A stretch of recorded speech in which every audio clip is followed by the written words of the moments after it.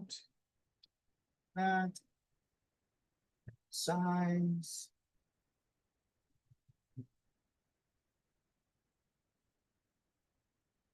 And it's going through. Okay.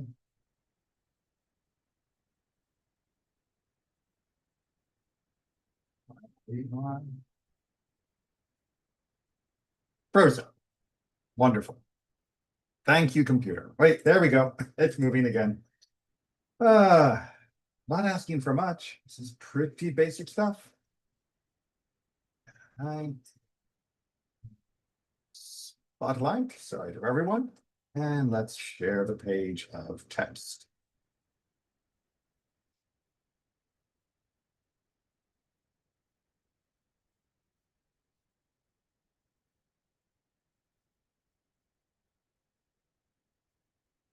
Three, two, one. There's the text. Okay. Always that moment of, is it going to work? That is one perk of using photocopies. You can just hand them out around the table. This is something a little bit less under control. All right, so it's 12:01. That's a good time to go ahead and get started, especially because I'm going to be doing another short introduction. If you want the full introduction to our topic, please go back and check the recording of our first session from last week. But this is our second session. But I do want to remind everybody from the beginning, this is not a quick process. We are studying the topic of suffering, which is multifaceted to say the least, and something that has been discussed through countless hours and pages of Jewish wisdom. And we are not going to get to the bottom of it today. We're not going to get to the bottom of it next week. This is going to take quite some time, as hopefully you're beginning to understand. That means that if you are in the midst of a crisis, if you are feeling that your suffering is unbearable and you need to talk and discuss the specifics of your situation and find spiritual relief and potentially other types of help, then please contact me directly.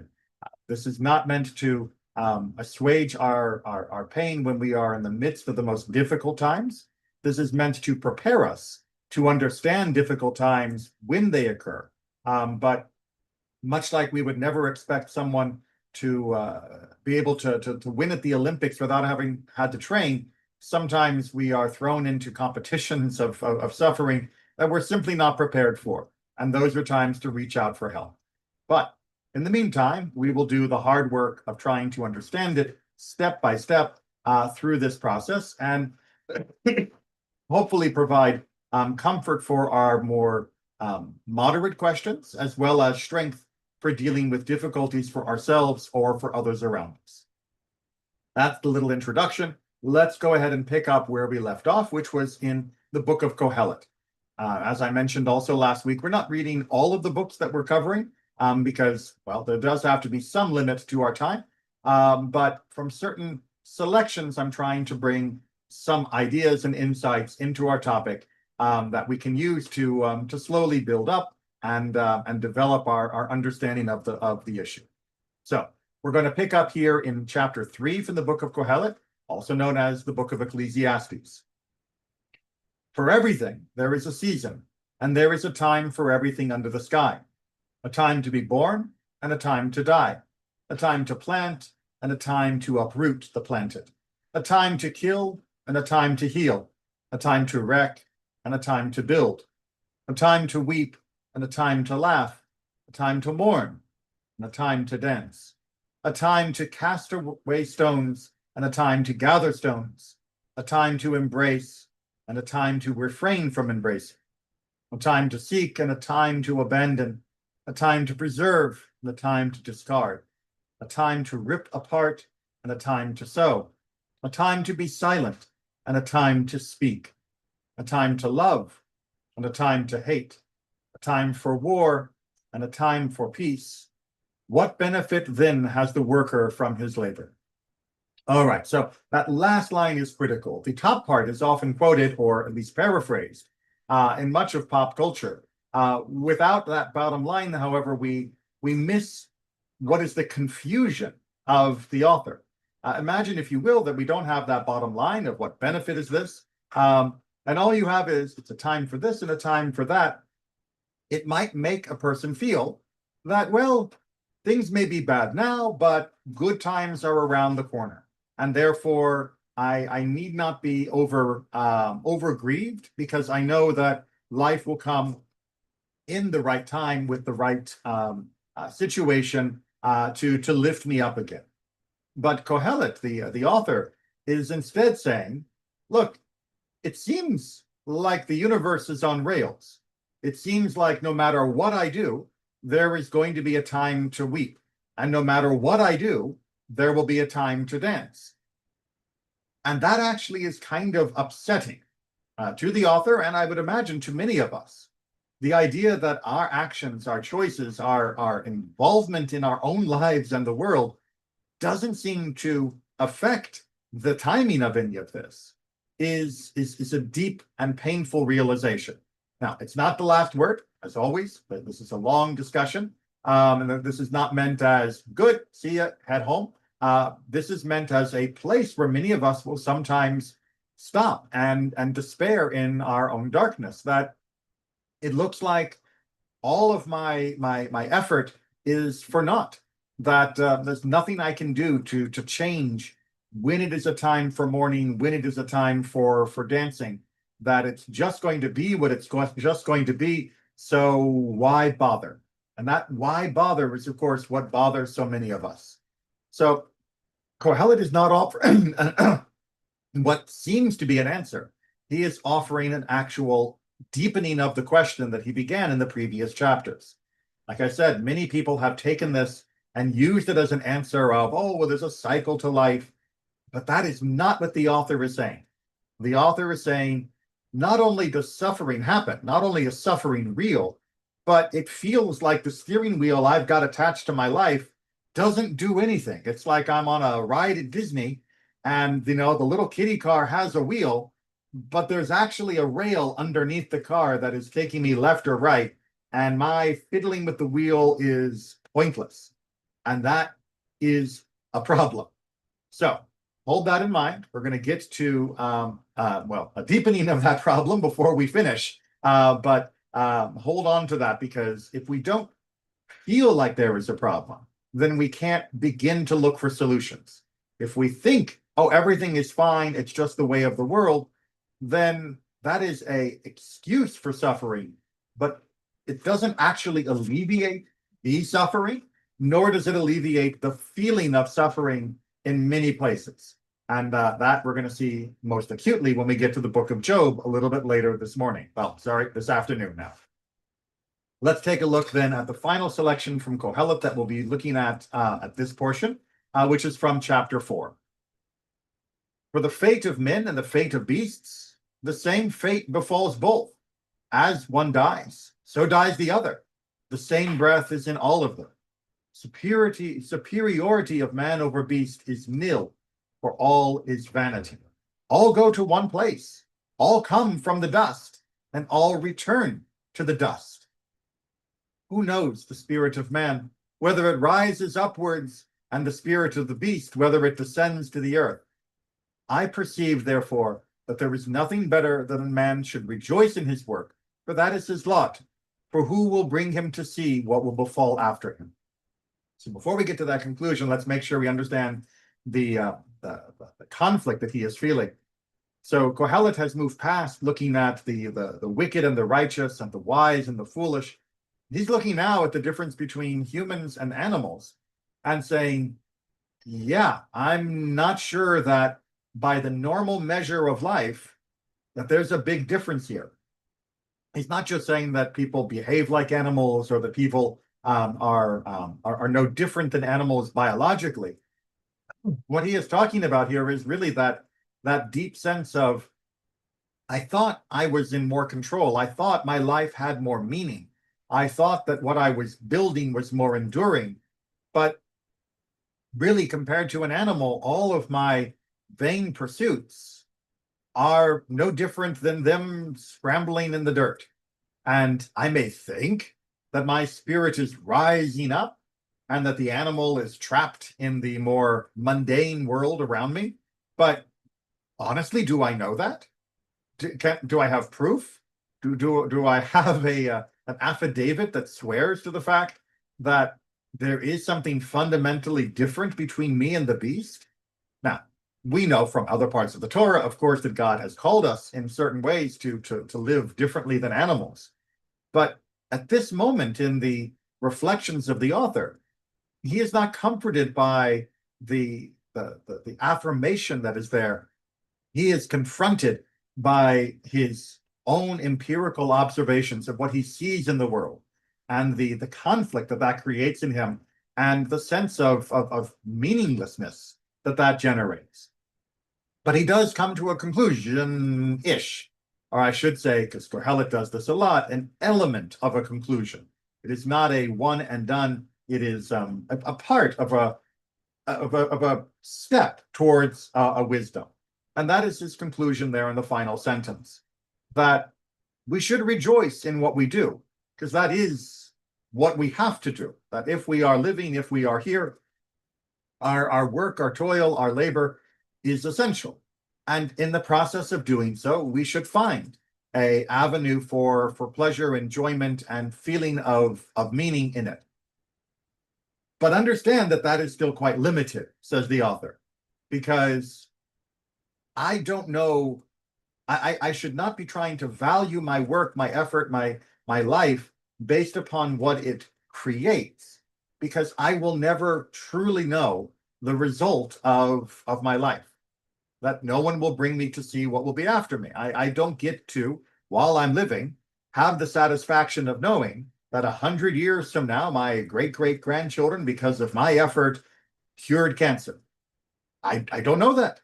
And there's therefore no way for me to feel that my life now is validated, justified, is made sensible because of what comes later. The only way I can find validation of meaning, of worth, should be in appreciating the moment that I am in the work that I am doing now, the effort, the course that I am currently on. The destination cannot validate that. And that is an incredibly important insight. It's one that is still limited. It doesn't help us 100%, because there's still much of suffering that can rob us of that sense of worth and meaning in the moment.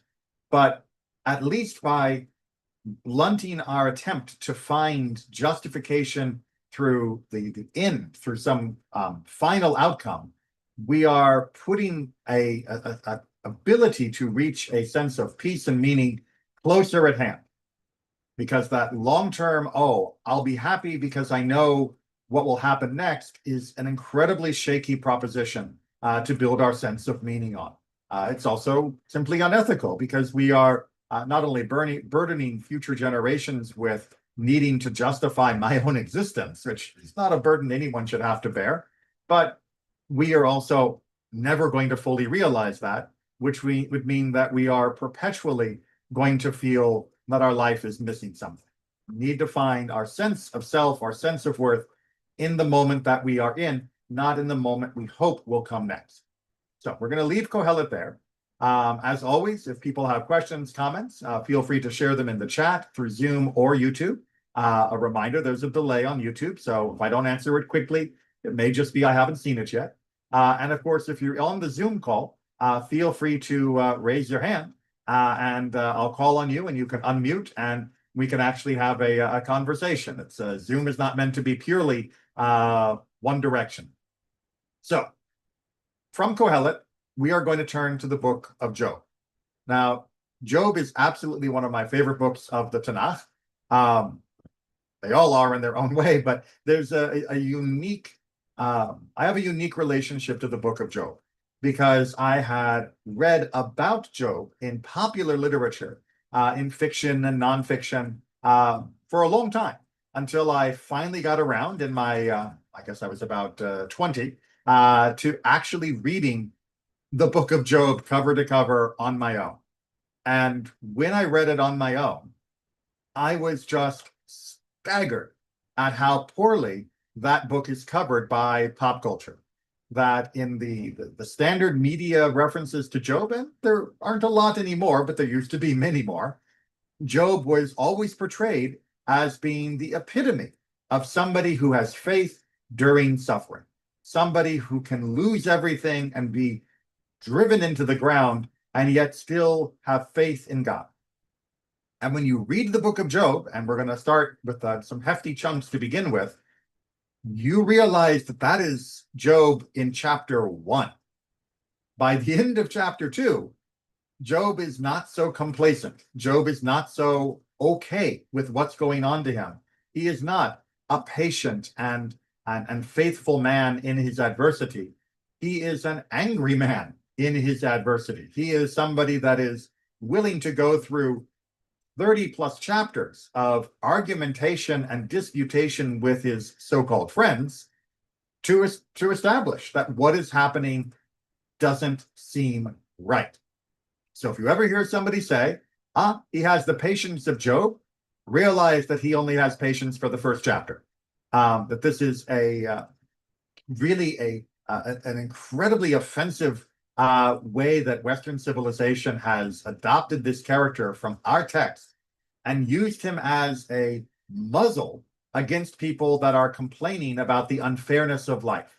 By pointing to Job as an archetype and saying, you should be like Job and you should accept your lot, we've perpetuated a dampening of people's need to vent against the injustices that they are experiencing. And on the one hand, it is true that many people will vent against injustices that are not real, that are merely their own attitude and perception, or entitlement or privilege, or take whatever might be there. A spoiled child can throw a tantrum as much as a child that is actually really suffering. But more importantly, it has been used to tell people who legitimately were suffering unfairly from causes generated by human greed and abuse that they should put up with it. And that is disgusting. And it is an absolutely horrific abuse of the Bible and of claiming that God somehow approves of that kind of attitude, that one should simply be quiet in the face of pain rather than calling out for help. That has done so much harm psychologically, spiritually, and materially for countless generations. So let's begin our redemption of the story of Job, or Eov, as he's known in the Hebrew, and see if we can't find out what this book is actually trying to tell us. Because like I said, the message here is not shut up and take the suffering. The message here is something much more profound. It will not, and we won't get to it today in any case, it will not bring us perfect peace in its conclusion, but it is going to move us forward in how we can relate to our pain and our grief, and especially how we can relate and assist others during their pain and grief. All right, so let's start off the book of Job. This is text file number 2. Okay. And unfortunately, it's fortunate because it's wonderful stuff, but unfortunately, there will be long passages that we go through here because you can't just skip too much, or rather, you can't skip too much, or else you'll miss too much about how this story is carefully constructed. I'll try to read it relatively smoothly. I won't indulge in the usual line by line or phrase by phrase commentary that I love to do. So we'll do some chunks and I'll explain what's going on, and then we'll do more chunks and we'll get through it that way. But we got to go through the text. God didn't leave us a pamphlet, he left us a book. So let's make sure we're getting the most out of it. I've done a few excerpts here and there, but most of it is intact. There was a man in the land of Uz, whose name was Eov, and that man was perfect and upright, and one who feared God, and turned away from evil. And there were born to him 7 sons and 3 daughters.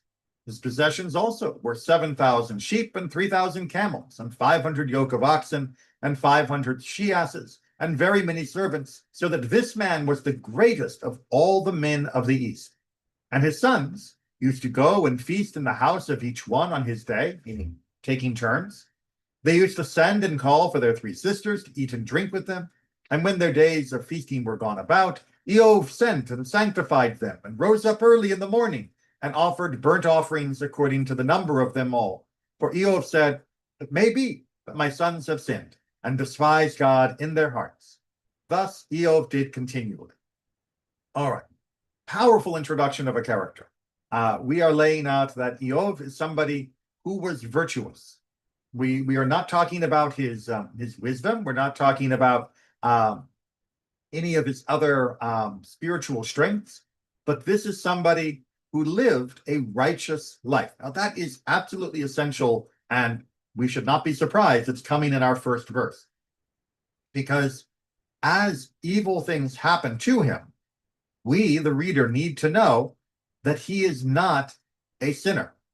That is ultimately perhaps the most important lesson out of this entire book, is that from the outside, and we'll talk about this a lot when his friends show up, he is somebody who is suffering as though he had received the worst possible punishment from God for what must have been the most horrible of sins.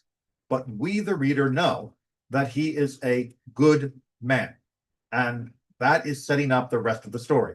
We also know that he is a blessed man, that he has sons and daughters and huge amounts of wealth, and that in the process of enjoying that wealth, which, as we saw in Kohelet, is perfectly fine, that he is also ensuring that everything is being done in a righteous and good way. He is really what we call a God-fearing man. Remember that in Hebrew, the word yirah can be translated as fear, but it's better to try and make it a longer phrase in English, because the word fear is a little limited. This is the trembling awe that we find ourselves in when we deeply contemplate something which is much more greater, much more amazing, much more powerful, much more beautiful in every way than us. You get a taste of this when you stand at the edge of the Grand Canyon or at a raging sea. But when we contemplate God truly, well, this is the greatest degree of it, as we recognize in God, well, the superlative of superlatives. So Eov is somebody that is consumed by this. This is not a person that would do anything wrong, because he is so attached to God in his heart. Okay, with that in mind, that powerful introduction of who this man is, we then turn to a heavenly scene. Now, there was a day when the sons of God came to present themselves before the Lord. And I got to pause there. The phrase sons of God, of course, will confuse many, many people. In the Hebrew, B'nai Elohim is used in multiple places. And what we are talking about with that phrase is those that are underneath the authority of someone else. The same way that we call ourselves B'nai Yisrael, that we are the children of Israel, even though Jacob, who is Israel, passed away many thousands of years ago, we are still within that category. We are still linked to that well, house, that family, that authority of community. And likewise, when we say the sons of God, what we are talking about here are the angelic host. It does not mean God is having babies. This is it's like calling somebody at your frat house a brother, because you are treating them like a brother, even though you don't share any biological or married connection. So please don't get misled. We're talking here about the angels. And in the process, we are going to mention one particular angel. And the adversary came also among them. So the adversary is the great English translation, which unfortunately usually people skip and go to the non-translated name, even though it is a participle. It is describing a creature that does the action, the adversary, because the proper name that's used in English is Satan, Satan. Now, Satan is not the same within Jewish conception as he is within Christian conception, or indeed within many other religions. So when we say adversary, we are not talking about God's adversary. When we say adversary, we are talking about the adversary of humanity. And we're not talking about adversary in the sense of enemy, like, somebody that just wants to kill us. We are talking about somebody that wants to expose our hypocrisy, wants to reveal our crimes, wants to bear into the open all that we do that is not worthy of God's compassion, mercy, and love. Now, that's pretty alarming to us because we want God to love us in excess of our worth. When we are singing Vino Malcano in the final line, we are saying, "Please, God, be compassionate to us beyond our worth, beyond our deeds, because we really have none." Well, Satan comes along and tries to say to God, "Don't be beneficent because they have no worth. Instead, throw the book at them." So that is the adversary. That is Satan. That is the instigator, if you will, in this narrative. So Satan shows up, and he is the adversary of us, and God and he are about to have a conversation. And the Lord said to the adversary, "From where do you come?" Then the adversary answered the Lord and said, "From going to and fro in the earth, and from walking up and down in it. I've been everywhere." And the Lord said to the adversary, "Have you considered my servant Job, that there is none like him on earth, a perfect and upright man, one who fears God and turns away from evil?" Then the adversary answered the Lord and said, "Does Job fear God for nothing? Have you not made a hedge about him and about his house and about all that he has on every side? You have blessed the work of his hands, and his substance is increased in the land. But now put forth your hand and touch all he has, and he will curse you to your face." And the Lord said to the adversary, Satan, "Behold, all that he has is in your power. Only upon himself do not put forth your hand." All right, so here is the stage as it's being set in this first chapter. Satan is saying, look, it's fine. Yes, Job is a righteous man. He does good things. His heart is fully directed towards God. But that's only because he has been blessed. Now, gratitude isn't guaranteed, and we've seen plenty of people who are blessed that turn away from God in ingratitude. But Satan is arguing here from the best of best cases, somebody who has been blessed and has now responded in gratitude, that even they would fall away from God if you took it away. That their gratitude is the source of their devotion, and that if you remove the source of their gratitude, you remove all the goodness, that their devotion will disappear like that. And that is the argument here in this first chapter. We're going to get to an upping of the game in chapter 2. But right now, those are the stakes. Satan is saying, Job is not that great, because I bet you, it's not really a bet, but that's, English vernacular. I bet you if he lost it all, he would turn on you, God, in an instant. And God says, okay, let's find out.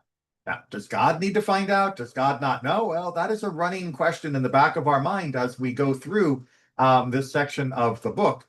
But for the moment, let's leave that as unanswered. We'll come back to it when we discuss the story in its totality. So the adversary went out from the presence of the Lord. Now, there was a day when his sons and his daughters were eating and drinking wine in their eldest brother's house.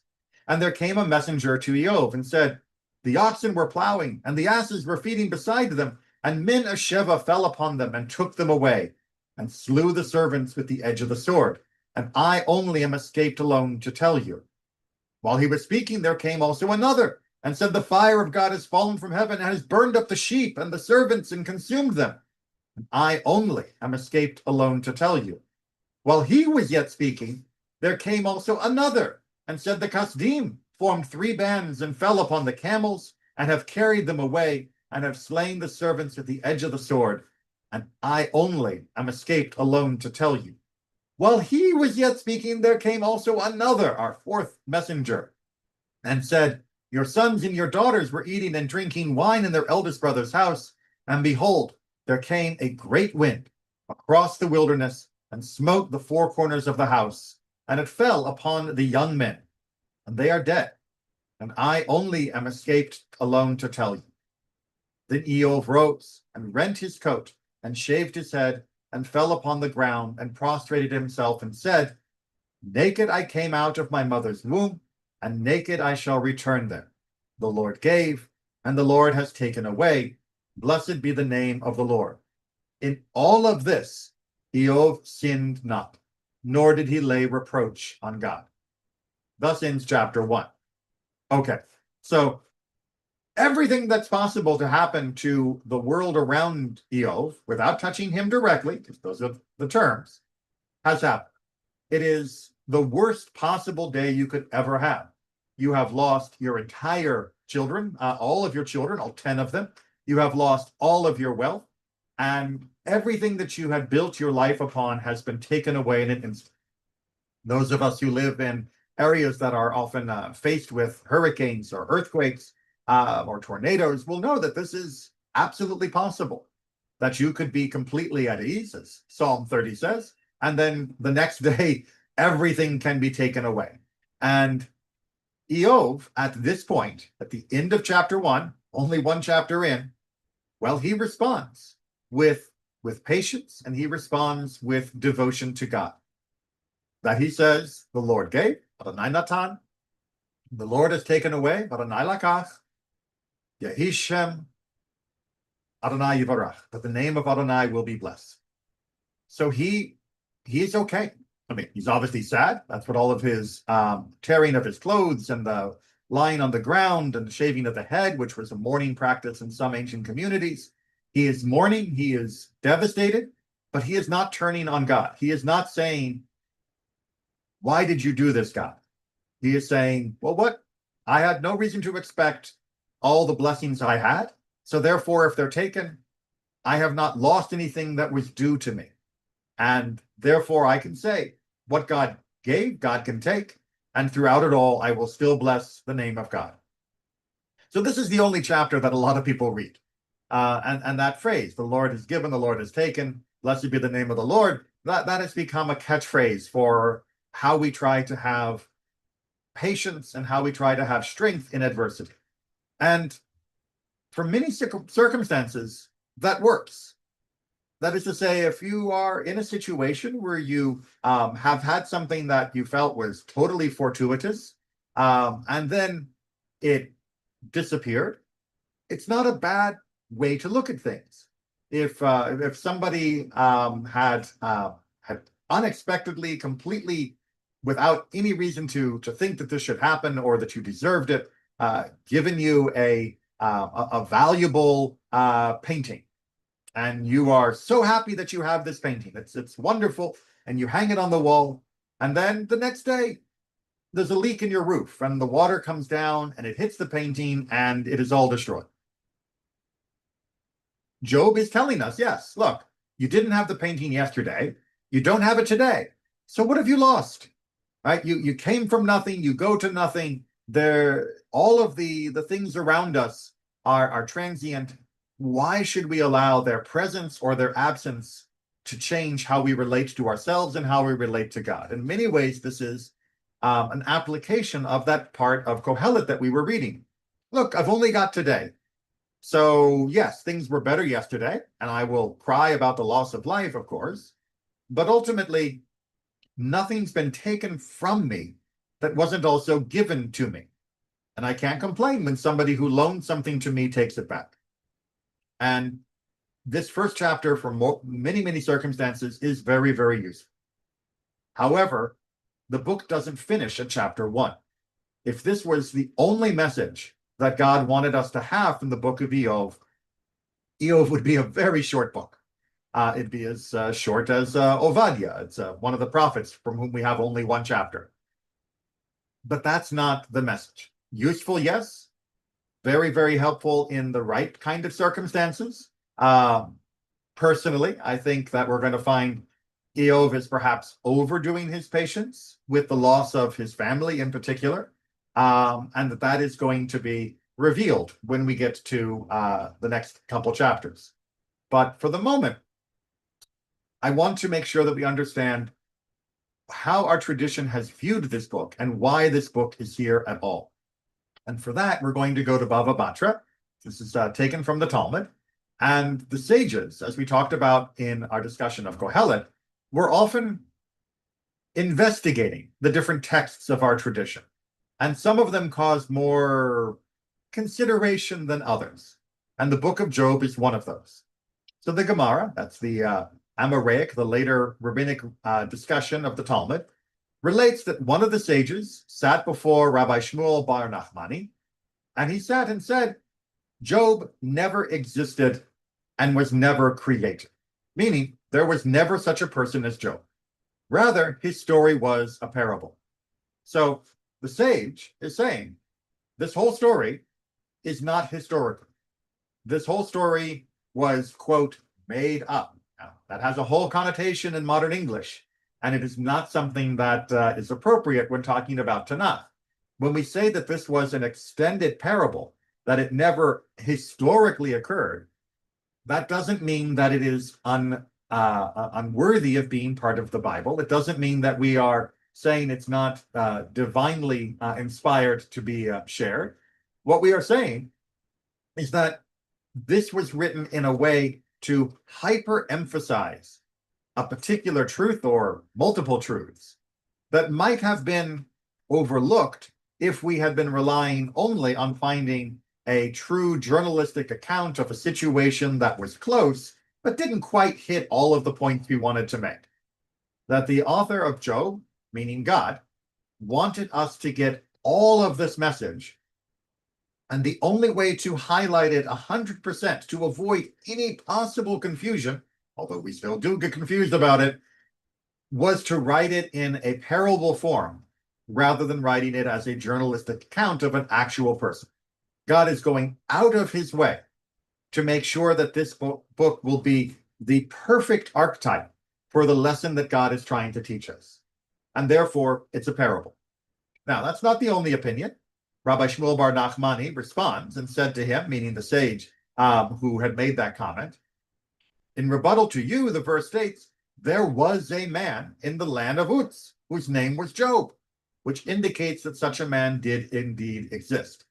Now, the Talmud continues, they go back and forth around this, and different opinions persist within the tradition about Job. And we'll look at another opinion at the end of chapter 2. But there are many scholars throughout our history that believe that the book of Job was taught in order to teach us a lesson, not because it was an actual event. And that means that some of the hyperbole of this story, the absolute catastrophe that we are reading here in chapter 1, never actually occurred to someone, nor should we imagine that God would deliberately allow such punishments to be inflicted on a person who was completely undeserving of punishment. But that's the point, is that we, from the human point of view, we don't know God's mind. It's kind of a big theme near the end of the book. And therefore, when we are seeing suffering, we need to keep the message of Job in mind. And that message is going to become much more apparent over the next few chapters. So let's keep moving, unless there's any comments while I'm scrolling it into position. Okay, let's get that lined up. Chapter 2. Again, there was a day when the sons of God came to present themselves before the Lord, and the adversary, Satan, came also among them to present himself before the Lord. Sounds familiar. And the Lord said to the adversary, from where do you come? And the adversary answered the Lord and said, from going to and fro in the heaven, in the earth, and from walking up and down in it. And the Lord said to the adversary, have you considered my servant Job, that there is none like him on earth, a perfect and upright man, one that fears God and turns away from evil, and still he holds fast to his integrity, although you did move me against him to destroy him without cause. Without cause. And the adversary answered the Lord and said, skin covers skin. It's an idiom. For all that a man has, he will give for his life. But put forth your hand now and touch his bone and his flesh, and he will curse you to your face. And the Lord said to the adversary, behold, he is in your hand, but save his life. So don't kill him, But anything short of death, go on, have at him. You can make him suffer personally, physically, with illness as much as you want.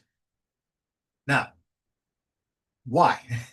Well, because Satan made a good point that while it is true that many people will curse God when they have had a even minor financial loss, let alone when they are faced with the loss of a loved one, most people still value themselves more than others. That's not an insult. It's not saying that everybody is mean for wanting to stay alive. But if someone said, "Look, you can stay alive, but I'm going to bankrupt you, or I'm going to kill you, and all of your money can stay and go to someone else," most people are probably going to lean towards the whole, "I'll stay alive. My family would rather I was alive. I would rather I was alive. I can always provide for myself again and rebuild. But death is, well, death. And suffering is, well, physical suffering is horrible." So Satan is making a good point that maybe that is the breaking point for Eo. He didn't break on the first level, but he might break on that.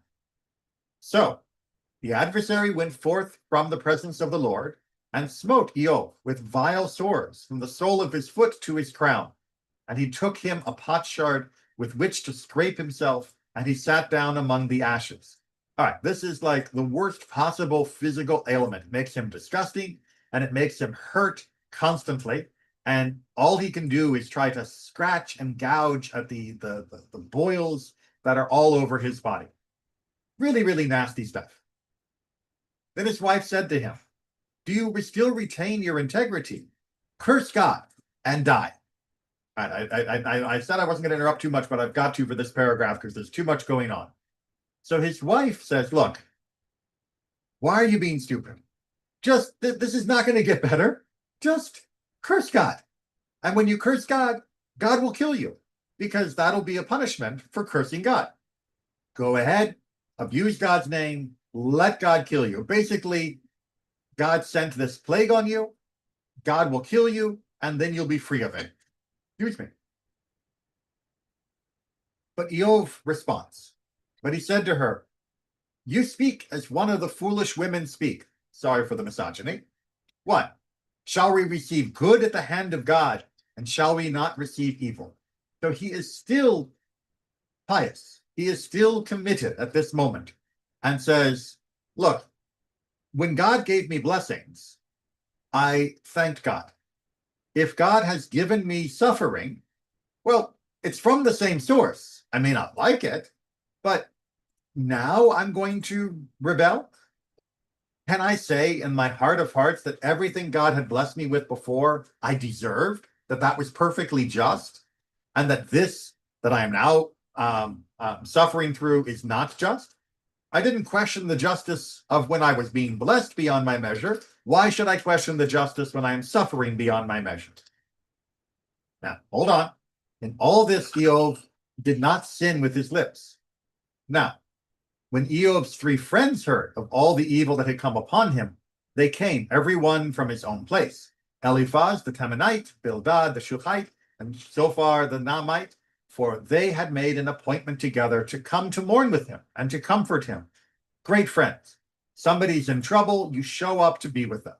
And when they lifted up their eyes afar off, and they knew him not, they lifted up their voice and wept. And they rent every one his coat and sprinkled dust upon their heads towards heaven. And they sat down with him on the ground for 7 days and 7 nights, and none spoke a word to him, for they saw that his suffering was very great. That last is not a criticism.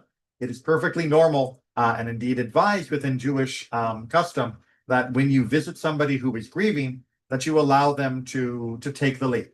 If they want to sit and be silent, let them sit and be silent. If they want to talk, then you talk. If they want to cry and vent, you let them cry and vent.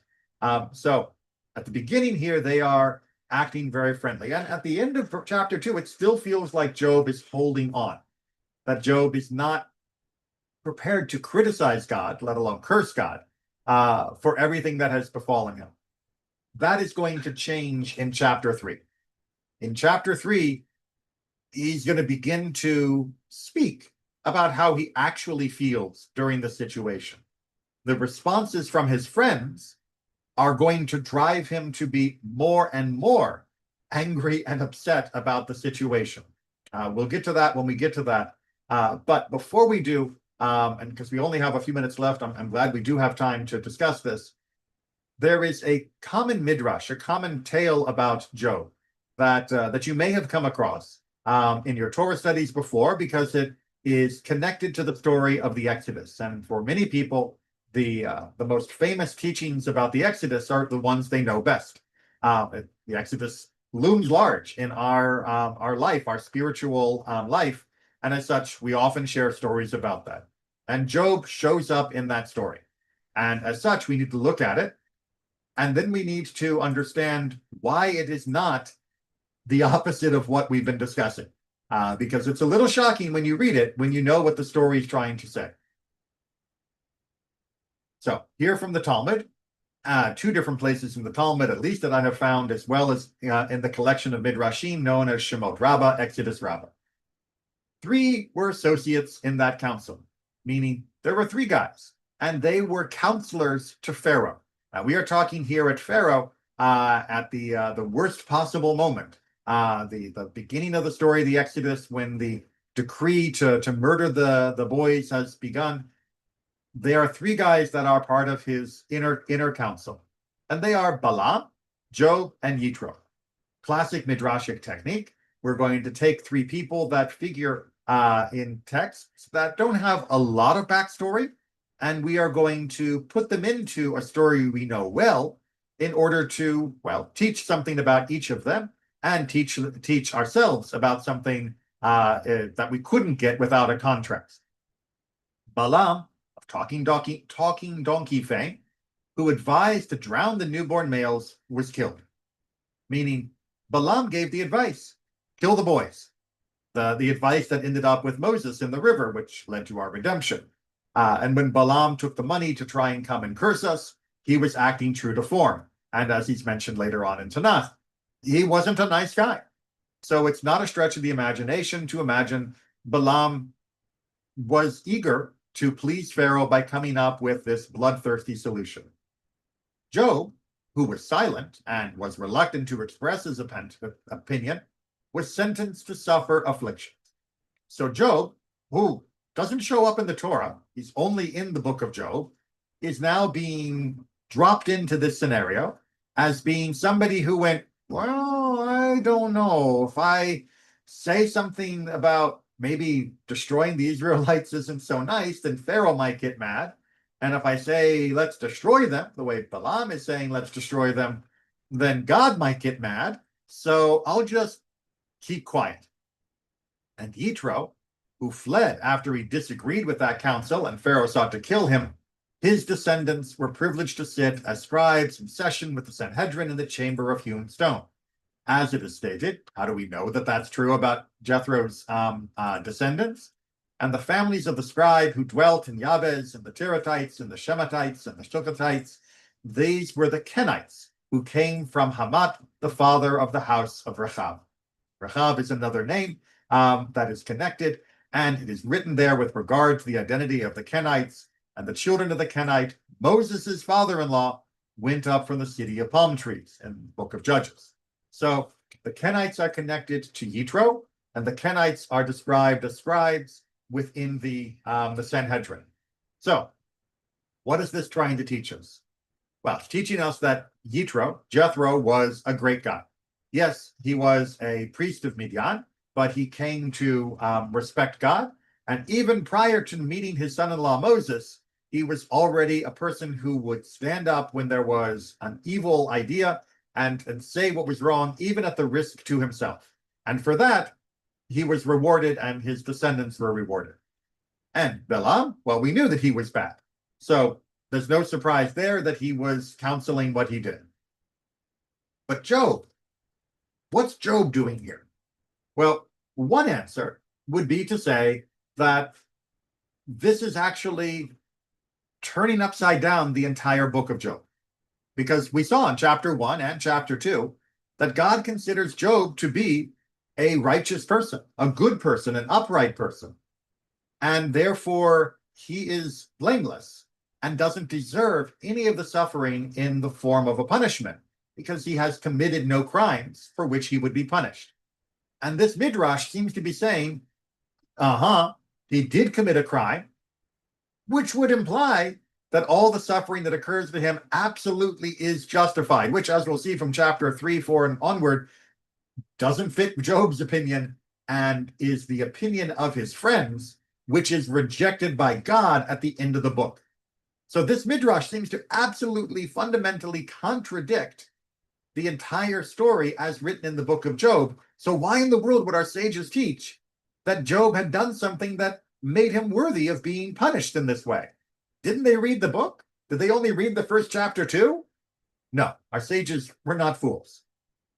But they did need sometimes a vehicle to make certain lessons that were critical, in a timeless fashion, but also especially in their own fashion, in their own time.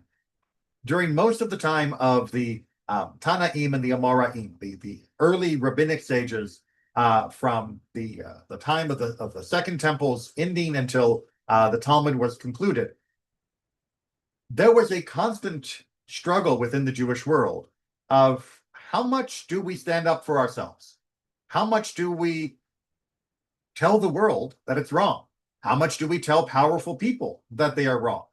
Do we argue with Rome, or do we just sit passively with Rome? Nobody says we should agree with them, but do we take Jethro's position or Job's position?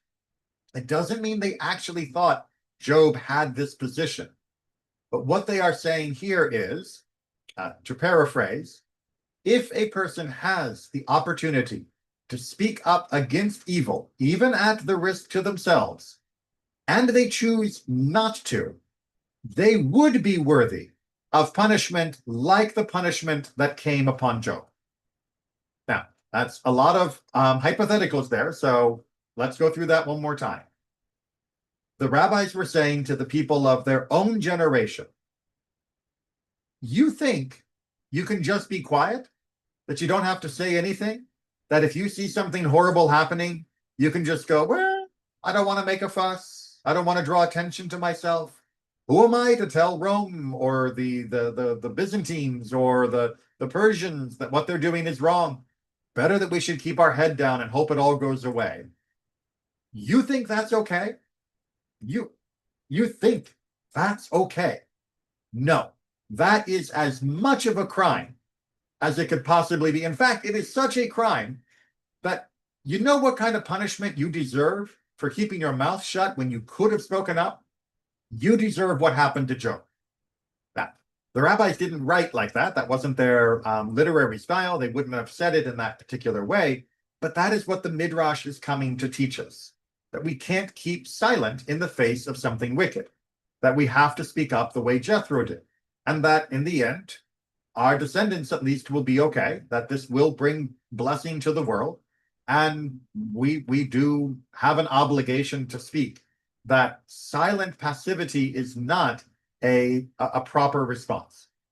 But the Midrash is not trying to tell us something literal about the story of Job, because we know from the story of Job that God did not attribute to him any sin for which the punishment was appropriate that he received. That is why chapter 1 and chapter 2 go to such great lengths to say he is upright in the eyes of the narrator and literally in the mouth of God, so that while he is suffering, we, the reader, know that he's right when he eventually complains. He doesn't deserve this, that the suffering that he has is not fair.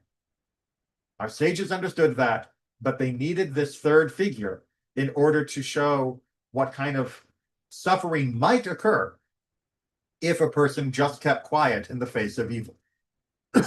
Now, we will come back to that question of, well, why point to an actual character who we know was innocent and blame him? The short answer is that they needed somebody who had a really bad outcome. But more importantly, it's going to underscore a theme that we will come back to multiple times, which is we as humans cannot attribute the suffering of a person to their actual crime, because somebody could be silent and get punished like this, and someone could have this suffering and not have actually earned it, like Job. So he is the perfect Schrodinger's box of punishment.